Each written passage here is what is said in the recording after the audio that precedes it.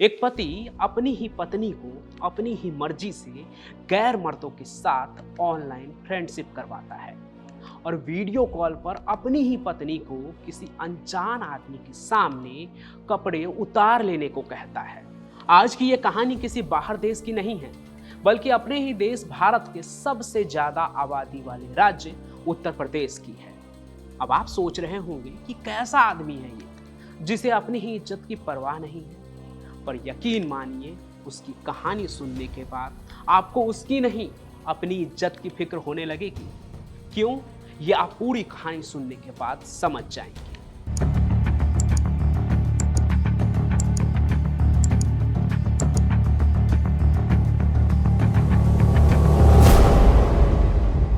ये कहानी कानपुर के एक कपल संध्या और इंद्रजीत की है।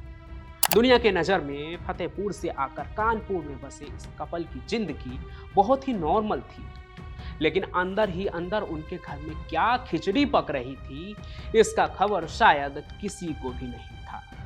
पति रोज अपनी बीवी के आगे एक लिस्ट रख देता था कि आज उसे कितने मर्दों के साथ ऑनलाइन फेसबुक पर रिश्ता बनाना है, और पत्नी भी पत्नी के आदेश को मानकर ऑनलाइन फेसबुक पर अनजान लोगों से दोस्ती बनाने लग जाती है। संध्या सबसे पहले फेसबुक पर जाकर अपने पति के बताए गए आईडी को एक्सप्लोर करती है और फिर उस आदमी को फ्रेंड रिक्वेस्ट भेज देती है। और ऐसा नहीं था कि उसका पति किसी एक आदमी से अपनी पत्नी को दोस्ती करने को कहता है, बल्कि वो कई लोगों को फ्रेंड रिक्वेस्ट भिजवाता था। फिर भेजे हुए लोगों में जो सबसे पहले संध्या का फ्रेंड रिक्वेस्ट एक्सेप्ट कर लेता था, उसे संध्या फेसबुक के मैसेंजर पर जाकर हाय कहती थी। सामने वाला आदमी भी जब ये देखता था कि खूबसूरत लड़की खुद उससे बात करना चाहती है, तो वो भी उतने ही इंटरेस्ट के साथ हाय का जवाब हेलो में देता था। और इसके बाद संध्या उस अनजान आदमी से ऐसे बात करने लगती है जैसे उसका पति उसके बगल में नहीं, बल्कि वही अनजान आदमी है जिससे वो चैट कर रही है। और तो और आपको जानकर हैरानी होगी कि पत्नी को ऑनलाइन अश्लील बातें करते हुए उसका पति भी देखता रहता था। लेकिन हद तो तब होती थी जब वो अपनी पत्नी से कहता था कि अब उसे वीडियो कॉल करने के लिए मनाओ। पत्नी भी बिना नानुपुर के किसी अनजान शख्स को बाबू सोना कहकर वीडियो कॉल के लिए मना लेती थी। अब इंद्रजीत की बीवी संध्या किसी और मर्द के साथ वीडियो कॉल पर मीठी मीठी बातें करना शुरू कर देती है और फिर उस अनजान आदमी के सामने वीडियो कॉल पर ही अपने कपड़े उतारने शुरू कर देती है। इधर संध्या का पति कैमरा उठाकर अपनी बीवी के इस अश्लील हरकत की वीडियो उतारने लगता है। ये सब कुछ सुनकर कोई नॉर्मल आदमी यही सोचेगा, ये पति पत्नी क्या कर रहे हैं, ये किस तरह का पागलपन है। लेकिन आपको जानकर हैरानी होगी कि ये सब कुछ करने के बाद ये कपल जो है बहुत खुश होते थे, क्योंकि यहीं से उनका असली गेम शुरू होता था। तो देखिए, ये जो पति होता है ना, वो यूं ही पत्नी को किसी के सामने परोसने को तैयार नहीं था, बल्कि ऐसा करने के पीछे उसका सेक्सटॉर्शन का बहुत बड़ा रैकेट था, जिसमें उसके साथ पत्नी के अलावा कई और लोग भी शामिल थे। उनका काम क्या था वो भी आगे सुनिए। तो जब पति इंद्रजीत अपनी पत्नी की अश्लील वीडियो बनाता था, उसमें वो सामने वाले इंसान को भी कैप्चर कर लेता था।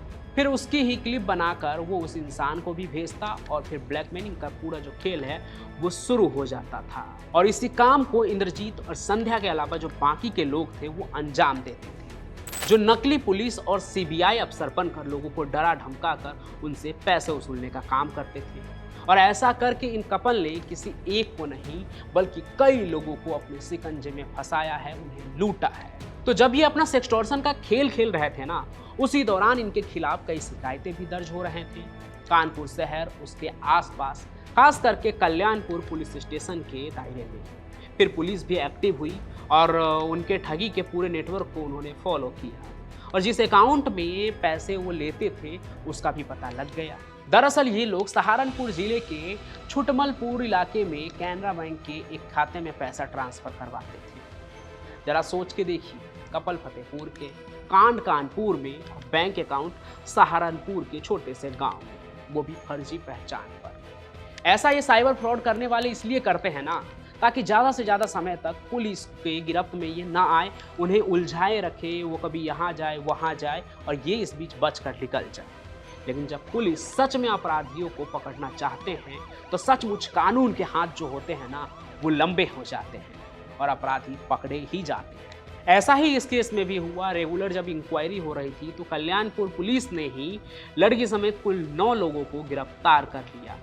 खुद कल्याणपुर थाने के एसीपी ने गिरफ्तार हुए लोगों की पूरी जानकारी दी और उनके क्राइम करने के पूरे मॉडस ऑपरेंडी को भी बताया। बाकी इस मामले में और भी जांच अभी आगे चल रही है। आज एक शहर के किसी एक घर में बैठे लोग ये करते हुए पकड़े गए, लेकिन साइबर फ्रॉड हर दूसरे दिन ना और भी बड़ा होते जा रहा है और इस तरह के क्राइम में अपराधी आपके सामने नहीं आते हैं, आपके पास आकर कुछ नहीं करते हैं, बल्कि कहीं दूर से ही आपको अपना शिकार बना लेते हैं। इसलिए बहुत सावधान रहिए और क्राइम कनेक्ट पर ऐसे क्राइम की कहानी देखते रहिए ताकि आप हर रोज इस क्राइम के बारे में जानकर और भी ज़्यादा अवेयर हो और ऐसे किसी ट्रैप में आप तो बिल्कुल भी ना फंसे। बाकी ये कहानी कैसी लगी ये कमेंट जरूर कीजिएगा, साथ ही साथ इसे लाइक कीजिए, ज़्यादा से ज़्यादा शेयर कीजिए और हमारे इस चैनल को सब्सक्राइब आप जरूर कर लीजिए। मैं पंचम प्रकाश मिलूंगा किसी और क्राइम की कहानी के साथ किसी और सफ़र में। तब तक के लिए आपका बहुत बहुत धन्यवाद।